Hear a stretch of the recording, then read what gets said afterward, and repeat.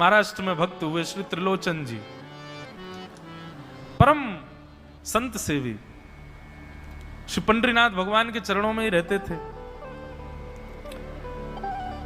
पति पत्नी दोनों निवास करते थे, उनके कोई संतान नहीं थी, तो इसलिए उन्होंने जीवन भर क्या नियम अपनाया कि जो भी धन आदि उनके पास था, जो भी वैभव था, उन्होंने वो पंढरपुर आने वाले वैष्णवों की सेवा में खर्च करने का उसका मन बनाया कि यहाँ इतने दर्शनार्थी आते हैं, सबका भोजन प्रसादी सामग्री हमारे घर में बना करेगी।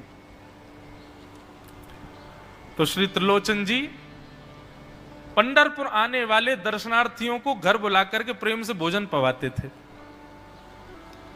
और जितने भी दर्शनार्थी दर्शन करके पंढरपुर से जाते थे वो अन्य संतों को कह देते, बोले कहां जा रहे हो? बोले पंढरपुर जा रहे हैं। बोले भैया पंढरपुर जा रहे हो तो त्रिलोचन जी के यहां जाना, उनके यहां भोजन प्रसादी बहुत बढ़िया संतों के अनुकूल बनाते हैं।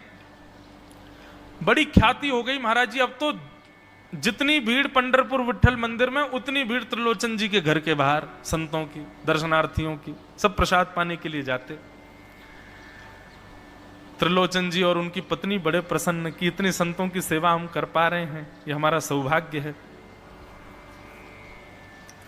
धीरे धीरे दोनों वृद्ध अवस्था को प्राप्त हो गए, दोनों वृद्ध हो गए तो अब इतनी सामग्री बना नहीं पाते, कोई सेवक नहीं था, स्वयं बनाते थे पति पत्नी मिलकर के। अब तो ऐसा हो जाता कभी कभी दाल लग जाती, जल जाती, रोटियां सेकते तो रोटियां जल जाती। वृद्ध अवस्था, थक भी गए थे बहुत ज्यादा, तो प्रसाद पवाते तो थे, संत जन बेचारे प्रेम से स्वीकार तो करते, पर अब स्वाद नहीं होता था तो बेचारे जैसा था उसको पाते, थोड़ा बहुत पा करके चले जाते। धीरे धीरे संतों का आगमन अब कम होने लगा। त्रिलोचन जी इस बात से बड़े परेशान हो गए, बोले भैया संत हमारे घर से आना बंद हो गए, हम क्या करें? त्रिलोचन जी ने बाहर लिख दिया कि भाई संत सेवा के लिए सेवक की आवश्यकता है, यदि कोई सेवा भावी सेवा करना चाहता है तो भीतर आके संपर्क करे। अब यह बोर्ड पढ़ लिया हमारे श्री पंडरीनाथ भगवान ने, और श्री विठल भगवान एक छोटे से बालक का रूप धारण करके त्रिलोचन जी के यहां पहुंच गए। त्रिलोचन जी के यहां पहुंचे, त्रिलोचन जी बैठे थे। बोले साहब जी, आपने बाहर लिख रखा है संत सेवा के लिए यदि कोई इच्छुक हो तो भीतर आके संपर्क करे, मुझे सेवा करनी है। त्रिलोचन जी और उनकी पत्नी देखें, बोले कितना छोटा सा बालक है, कितना प्यारा है, ये तुम्हारे माता पिता नहीं है?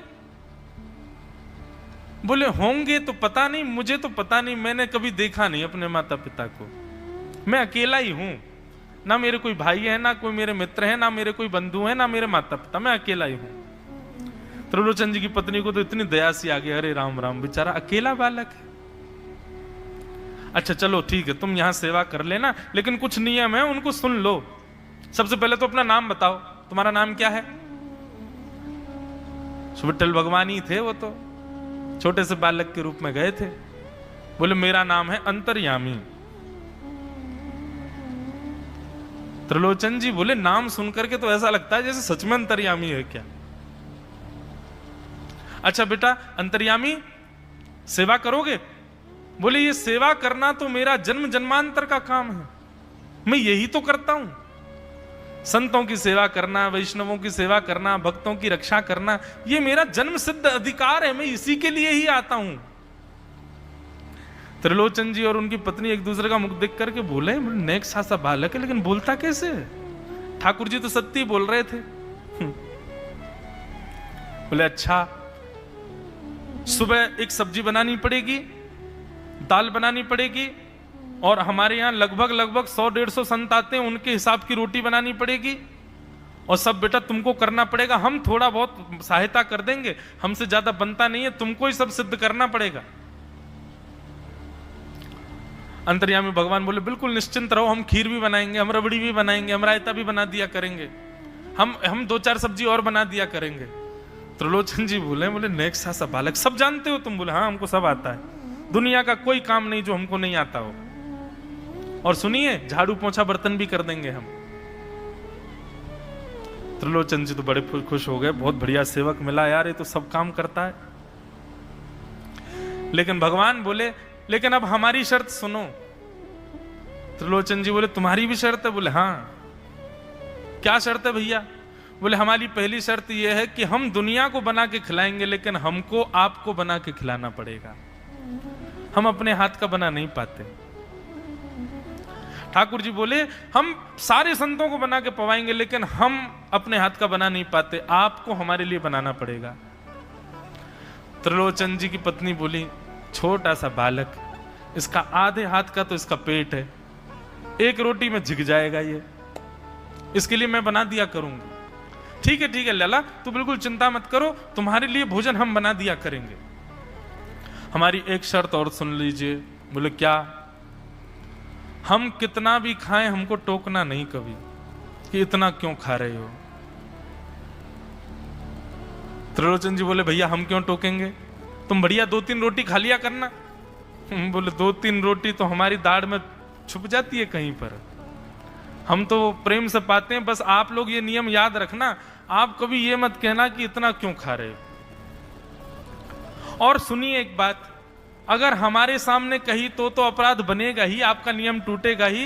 किसी और से जाकर के यदि आपने कह दिया कि बहुत खाता है, क्या बताएं, तो हम उसी दिन अंतर ध्यान हो जाएंगे, उसी दिन आपका घर छोड़ के चले जाएंगे, फिर ढूंढते रहना सेवक। त्रिलोचन जी बोले हम क्यों कहेंगे भैया, हम तो कभी नहीं कहेंगे, हम दोनों तुमको वचन देते हैं, तुम प्रेम से रहो, सबका सेवा करो, हम कभी नहीं कहेंगे कि इतना खाता है। भगवान बोले तो ठीक है, फिर कल से सेवा शुरू। अगले दिन महाराज त्रिलोचन जी और पत्नी उठे सवेरे ब्रह्म मुहूर्त में, देखा तो महाराज भीतर ही ठाकुर जी बढ़िया अपनी कमर कस करके, सिर पर ढांटा बांध करके, मुंह पर कपड़ा लगा करके और कढ़ाई में लिए चला रहे हैं, बना रहे हैं दाल। एक हाथ से दाल बना रहे हैं, फिर दौड़ के जाते हैं दूसरी कढ़ाई पे, वहां पर खीर बना रहे हैं, फिर कहीं जाते हैं वहां पूड़ी उछाल उछाल करके धर रहे हैं। त्रिलोचन जी और उनकी पत्नी देख रहे खड़े खड़े, अकेले ठाकुर जी सब बना रहे हैं, नेक सा बालक। 8 बजे से संतों की जमात आनी प्रारंभ हो गई, सुबह के समय हो गया। महाराज अकेले ही पत्तल लेकर के दौड़ते हैं, सारे संतों को पत्तल बांट जाते हैं, फिर अकेले ही सामग्री लेकर के जाते हैं और लेकर के सबको बांटते हैं। त्रिलोचन जी कोई सामग्री लेके जाएं तो ठाकुर जी बीच में ही आ जाते हैं, बाबूजी आप जाके बैठो, मैं बांट रहा हूं ना, आप उठ के मत आओ, आप उठ के आओगे सब फैल जाएगा, मैं कर रहा हूं ना सब। अकेले ठाकुर जी, अकेले अंतर्यामी भगवान सब कर रहे थे। और त्रिलोचन जी और उनकी पत्नी बड़े प्रसन्न, जय हो विठोबा, तेने तो भैया ऐसा लगे साक्षात तुम ही आ गए हो, कितनी कृपा हो रही है, देखो कैसा सेवक मिला है हमें। भली संतान नहीं दी ठाकुर जी ने, लेकिन ऐसा सेवक दिया है जिससे परिपूर्ण आनंद हो गया है। संतों की भोजन प्रसादी हुई, महाराज खूब प्रेम से सब संतों को पवाया, संत भी सब वाहवाही करके गए, बोले वाह त्रिलोचन जी आपके यहां खूब बार पाया, लेकिन आज जैसा प्रसादी हमने कभी नहीं पाई। त्रिलोचन जी बड़े प्रसन्न। सब संत चले गए, भगवान तुरंत पहुंचा लिया है, पूरे फर्श को मार्जन कर दिया, सब बिल्कुल सारी दरी वरी समेट करके रख दी, सब पत्तल आदि सबको व्यवस्थित कराए, सारे बर्तन मांज करके धर दिए, सब बिल्कुल व्यवस्थित करके, और आकर के ठाकुर जी सामने बैठ गए। मैया अब सेवा हमारी तो पूर्ण हो गई, अब हमारी पेट पूजा करो, अब आप लगो रसोई में, हमारे लिए बनाओ। वो तो इतने भाव में आ गए, अरे मेरे लाला मैं अभी बना के लाती हूँ। सुंदर सुंदर सब्जी बनाई, सुंदर रोटी बनाई, सुंदर खीर बनाई, थोड़ी थोड़ी एक एक दोना, 2-2 दोना मान लो सब्जी बनाई, 2-2 दोना खीर बना दी, 10-5 पूड़ी बना दी, ठाकुर जी की बढ़िया थाली लगाई, थाली लगा करके सामने धर दी। अंतर्यामी भगवान बैठ गए, प्रेम से पाने लगे, पाते जाए महाराज, वो तो खाते जाए, खीर उठा करके पी जाए, सब्जी उठा के पी जाए, और लाओ मैया भूख लगी है जल्दी लाओ। 10 की 10 पूड़ी एक बार में चट और लेकर के आई, बेचारी देती गई, 10 की पूड़ी और धरवा ली, फिर उनको भी पा गए। अब मैया ने इतनी सामग्री बनाई थी, बोले मैया भूख लगी है जल्दी जाओ, आटा मारो, फिर से सेको, बढ़िया लेके आओ सामग्री, आपसे हमने कही थी कि आपको हमको पवाना पड़ेगा। नहीं नहीं बेटा तू बिल्कुल बैठो रहे। अरे भैया मुझे तो लगी नेक सो पेटया को, ये तो कुआ है पूरा, कितना डाल दो भरे कोई ना। महाराज आटा मारते मारते शाम हो गई, शाम तक ठाकुर जी पाते ही रहे और खूब पेट भर के पाया। महाराज एक आसन पर अखंड 4 घंटा बैठ करके भोजन किया और भोजन करने के बाद ठाकुर जी बोले ठीक है सेठ जी, अब आओ लाओ तेल ले आओ, आपकी नक मालिश कर दूं, आपकी नक सेवा कर दूं, आप थक गए होंगे। त्रिलोचन में नहीं नहीं इसकी नहीं नहीं क्यों नहीं है, तेल लेकर के उनकी मालिश भी कर दें। इस प्रकार चले। त्रिलोचन जी की पत्नी बेचारी पहले दिन तो कुछ नहीं बोली, दूसरे दिन भी कुछ नहीं बोली, तीसरे दिन उसके मन में आया, बोले ये क्या कर लिया हमने, सुबह जितना भोजन बनना चाहिए उतना तो ये अकेला ही पाता है, सुबह संतों का ये बना देता, पर शाम को इसके लिए जितना बनता वो संतों के बराबर ही बैठता है पूरा। त्रिलोचन जी कहते नहीं नहीं तुमको याद नहीं उसने कहा था कभी कहना नहीं है ऐसा। बोले हाँ नहीं नहीं मैं ध्यान रखूंगी, नहीं कहना है। लेकिन अंतर्यामी भगवान तो खूब प्रेम से घर के सारे काम कर रहे हैं उनके। महीना डेढ़ महीना बीत गया, खूब आनंद से सेवा चल रही थी। एक दिन त्रिलोचन जी की पत्नी पड़ोस में किसी के पास बैठी थी, तो पड़ोसी तो होते ही हैं सब घर के बात बोलने वाले, उन्होंने कह दी, बोले कि आपके घर में तो आजकल बड़ी खुशहाली आ गई है। त्रिलोचन जी को देखा, चेहरे पे कैसा तेज आ गया, लाल लाल टमाटर जैसे गाल हो गए उनके। बोले अरे वो आया है ना अंतर्यामी सेवक हमारा, बहुत सेवा करता है, प्रसादी वगैरह सब वही बनाता है, फिर मालिश करता है उनकी, बढ़िया बढ़िया उनके लिए जूस निकालता है, बढ़िया उनको सब भोजन पानी पवाता है, इसलिए इस वजह से त्रिलोचन जी बढ़िया। वो त्रिलोचन जी तो बढ़िया हो गए, तुम सूख गई हो, तुम इतनी पतली दुबली क्यों हो गई? मेरा दुख कौन जाने। वो सबकी सेवा करता है पर अपनी सेवा मुझसे करवाता है। अरे छोटा सा तो है, ऐसे मटक मटक के जाता सब्जी लेने, हम तो उसको देखने के लिए खड़े रहते बाहर, कैसे बढ़िया लगता है। कई लोग तो देखने ही आते हैं उसको कि कैसे सब्जी परोस रहा है, कैसे पूड़ी परोस रहा है, कितना सुंदर लगता है। छोटा सा तो है, उसकी क्या सेवा करनी पड़ती है। अरे बहन तुम क्या जानो, 2, 4, 5, 10 किलो आटे की कब कब में रोटियां पूड़ियां खा जाता है चपेट करके, कोई पता नहीं चलती, पेट है कुआ है समुद्र है क्या है पता नहीं चलता है, इतना खाता है इतना खाता है इतना खाता है। 4 घंटे की समाधि पर बैठता है एक साथ, थाली नहीं थाल लगाना पड़ता है उसके लिए, इतना खाता है। जैसे ही कहा इतना खाता है, ठाकुर जी अंतर ध्यान हो गए। शाम का समय, त्रिलोचन जी ने बुलाया, अंतर्यामी, ओ बेटा अंतर्यामी कहां हो, जल्दी आओ, चलो शाम हो गई है, थोड़ी देर बैठे कुछ सत्संग करें कीर्तन करें। अंतर्यामी नहीं आए, पूरे घर में खोज लिया ठाकुर जी नहीं मिले, रसोई घर में खोज लिया ठाकुर जी नहीं मिले, पड़ोसियों से पूछ लिया नहीं मिले, सब्जी मंडी देख आए ठाकुर जी नहीं मिले, पूरा पंढरपुर देख लिया लेकिन ठाकुर जी नहीं मिले, सब जगह खोज लिया ठाकुर जी नहीं मिले।